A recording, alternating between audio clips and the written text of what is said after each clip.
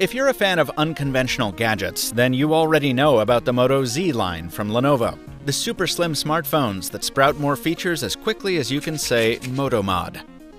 The thing is, those phones are pretty expensive, and they don't have the best cameras. The solution?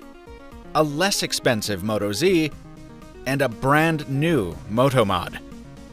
I'm Michael Fisher, and this is the Mr. Mobile review of the Moto Z Play and the TrueZoom MotoMod from Hasselblad.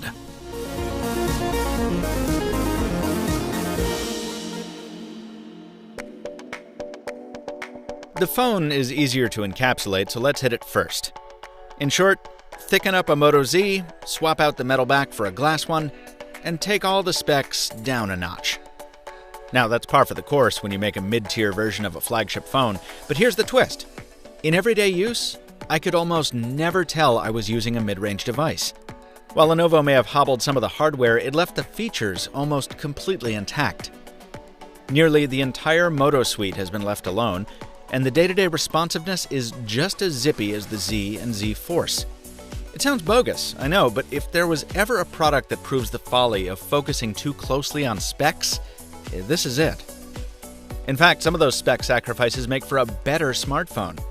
That Snapdragon 625 is less powerful than the 820 in the Moto Z, but Qualcomm specifically calls out how power efficient it is, and this is one time that the reality absolutely matches the marketing.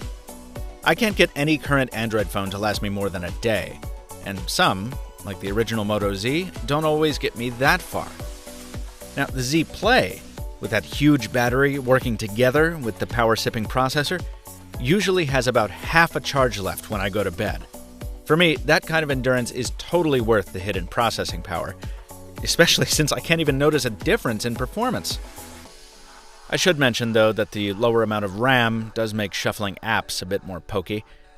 Also, the screen res takes a downgrade. It's only Full HD. On the flip side, the glass back on the Play is very soft. It's much more prone to scratches than the metal panel of the Z. And weirdly, the style shells don't seem to fit as snugly either. Other mods lock on just fine, though. As Lenovo promised, everything is interchangeable across the Z line. I've used the Toomey battery pack and JBL sound dock on the Play, and they work just as well as they do on the other Zs. Let's get to the newest of the mods. Hasselblad is a Swedish company that's been in the camera business long enough to have literally put cameras on the moon. And it pays homage to its 75th anniversary with a little Easter egg on the face of this, its first ever smartphone accessory. This is the TrueZoom. You slap it on the back of a Moto Z, and instantly, it looks more like a classic camera than any smartphone you've seen before. More importantly, it feels like one. You've got a big grip on the right side, stippled for traction, and topped by a two-stage shutter button. Push the power key alongside, and you see why it's called the TrueZoom. The motor-driven lens assembly is capable of 10x optical magnification, which you can control by the telephoto toggle under the shutter release. The Moto viewfinder is almost completely unchanged, so there's basically no learning curve, and you can still launch the camera with Moto's quick gesture.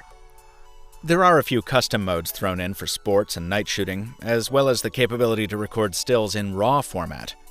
And if you want to use the TrueZoom with another app like Snapchat or Instagram, that's no problem.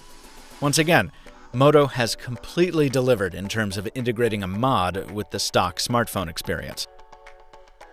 And maybe it's no surprise that the biggest advantage to the TrueZoom is zooming. 10x is a crazy amount of magnification compared to the crappy digital cropping of the Z Play's regular camera, and the stabilization makes it possible to get a clear photo even at full mag in low light, though it does take a steady hand.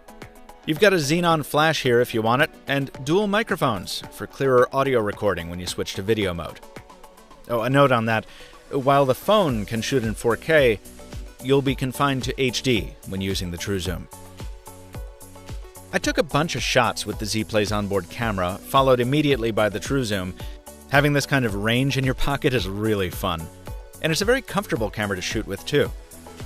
But is it something I'd buy myself? Honestly, probably not. I tend to find the Z Play's onboard camera perfectly serviceable for everyday use, Because like most people, I'm throwing filters on my photos and uploading them through Facebook and Instagram's compression anyway. Also, the TrueZoom is slow. First, you need to attach it, then you wait for the optics to unfold, and then you wait for it to focus, which can take a very long time. Now, I use the TrueZoom on pre-release software, so it's likely some of this will get better as Lenovo pushes out updates. I did receive one about halfway through the review period, but it didn't seem to make much difference.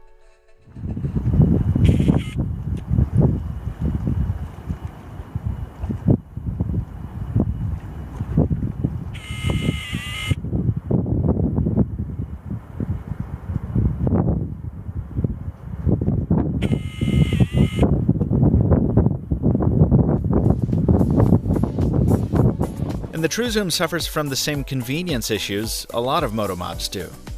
It's too cumbersome to leave on there all the time, so you need to carry it separately, and so now you're devoting 2 pockets to your phone instead of just 1.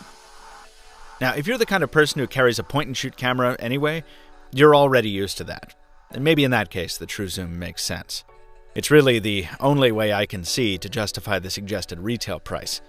Check the description for that, as it wasn't finalized by press time. And as a final quibble, I wish Hasselblad would have thrown in some extra storage, or at least a small battery, like some other Moto mods do. The upshot? While I think the TrueZoom will appeal to the niche photographer, and I'm happy to see the Moto mod ecosystem get something so cool, I don't see it as a must-have. Maybe my opinion will change over time as software updates come in to clean up some of the rough edges. On the other side of the coin, the Moto Z Play itself is rock solid. In fact, if this one were the unlocked version, I would have taken it with me to Berlin this year to serve as my trade show sidekick for IFA, which is no small endorsement. It cuts corners where it needs to, and it's certainly not the phone for the spec freak. But if your budget sits around $400, I'd give it serious consideration. I say that despite the $400 tier being one of the most competitive segments this year. The Z Play has no trouble keeping up. Again, check the description for the suggested retail price, and for now, it is a Verizon Wireless exclusive in the States, but you can expect its unlocked counterpart to launch later this year. I mentioned IFA 2016 before, folks. Subscribe so you don't miss more Mr. Mobile videos at one of the biggest tech shows of the year. Until next time, thanks for watching, and stay mobile, my friends.